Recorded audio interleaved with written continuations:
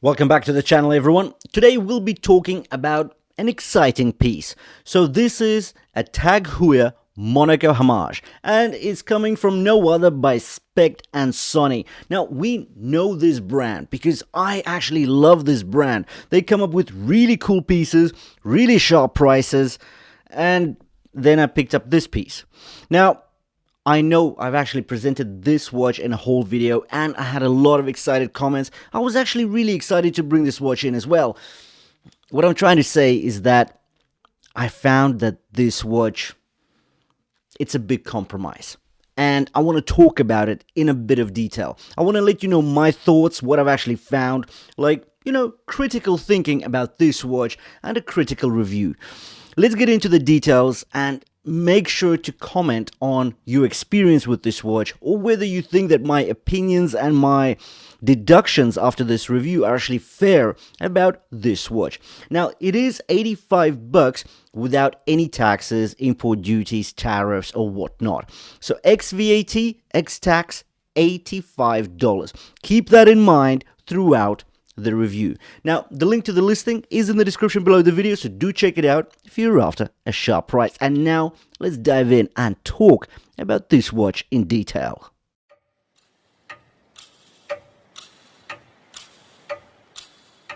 This is a watch that grabs your attention at first glance, but dig a little deeper and you'll find it's packed with contradictions. The Specht Söhne SP0009 looks the part. It's got that unmistakable square case, Monaco silhouette, bold dial colors, and some solid design choices. But for me, this one's a tough recommend. Not because it looks bad, it actually looks pretty great, but because once you start peeling back the layers, the compromises start piling up. Right from the listing, things feel a bit off.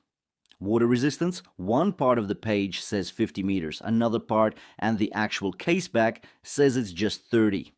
And for a watch that costs $85 before tax, those mixed signals matter. You're not getting an automatic here.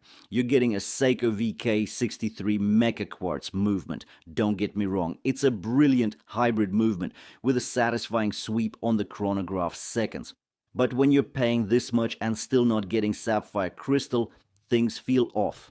Instead, you're stuck with a mineral crystal. Hardlex, yes, but still something that's gonna scratch far too easily, especially given how tall and exposed it sits above that fixed bezel. Now, there are positives. The perforated leather strap is solid, the milled clasp with a signed buckle feels reassuring.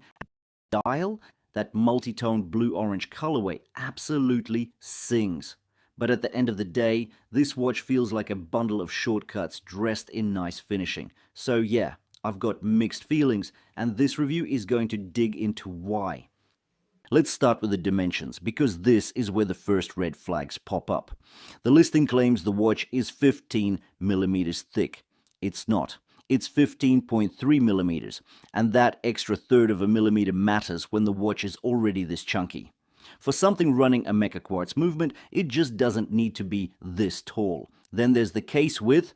They say it's 39 millimeters, but it actually measures 40 millimeters, and that's significant, especially for a square case, which always wears larger than a round one. This thing looks and feels like a stainless steel slab on the wrist. Lug to lug, surprisingly manageable at 48 millimeters, thanks to the sharply downturned, almost stubby lugs. They fall away from the case quite aggressively and help the watch hug the wrist well, especially on the included leather strap.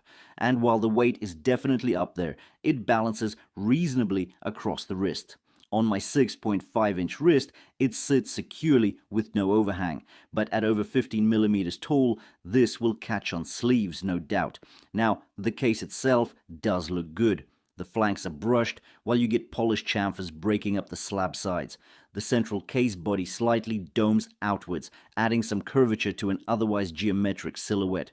There's no harshness to the lines, just smooth transitions, crisp machining, and surprisingly decent finishing. The pushers are angled, tactile, and satisfyingly clicky. The crown is screw-in, signed, and a solid 7 millimeters across. Easy to grip. On the underside, we get a 4-screw case back with etched branding and a water resistance rating of 30 meters, confirming this is splash-proof only. Now let's talk about the strap. And this one's a bit of a letdown. At first glance, it looks great. You've got a perforated rally-style design, dark blue on the top with orange contrast stitching to match the dial. Flip it over, and there's a bold orange inner lining that keeps the color theme alive. But it's not leather. It feels like leather, kind of, but once you start running your fingers along the surface, both top and bottom, it's clear this is a high-quality leatherette, not genuine leather. And there's no marking on the underside to suggest otherwise.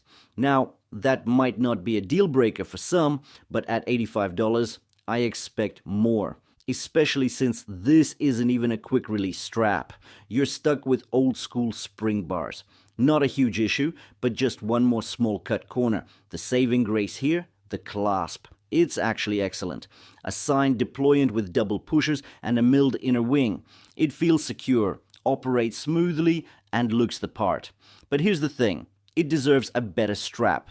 This clasp on a genuine leather band would have felt premium. Instead, you get a strong finish to an otherwise subpar starting point. So, visually, the strap completes the look. But in terms of tactile quality and long-term wear, it's a tough sell.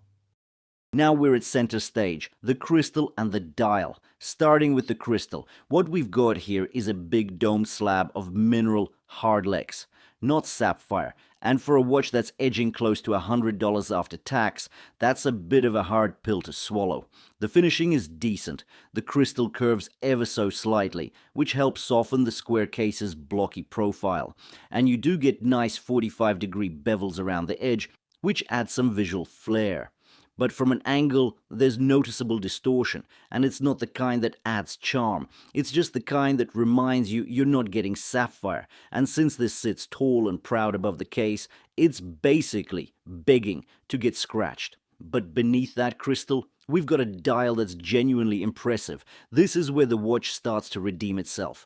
The vibrant blue background with that vertical blue and orange racing stripe screams motorsport. You instantly recognize the Monaco Homage here.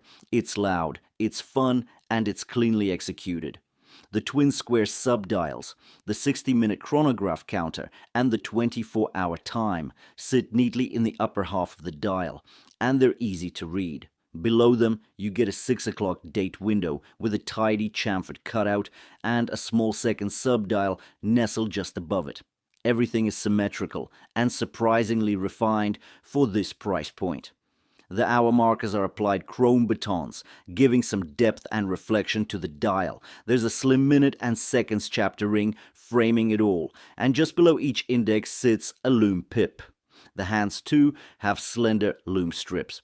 But here's the thing, lume performance is mediocre. It glows well enough right at the start, but it fades fast. It's more of a design checkbox than a genuinely functional feature.